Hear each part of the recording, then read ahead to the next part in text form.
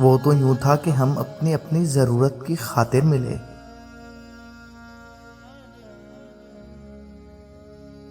अपने अपने तकाज़ों को पूरा किया।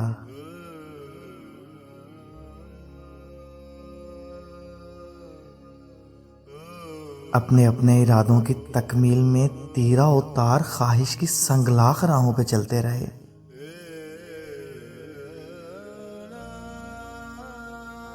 फिर भी राहों में कितने शगुफे खिले।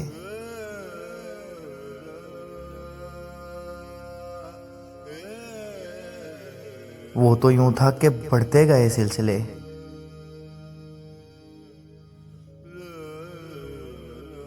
वरना यूं है कि हम अजनबी कल भी थे।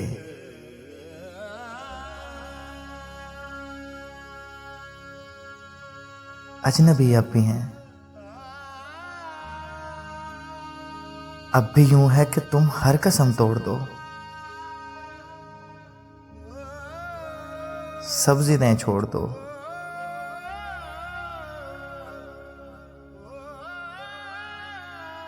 और अगर यूं न था तो यूं ही सोच लो।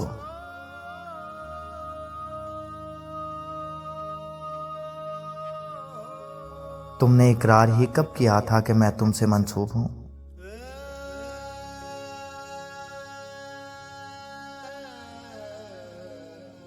मैंने इसरार ही कब किया था कि तुम याद आओ मुझे, भूल जाओ मुझे।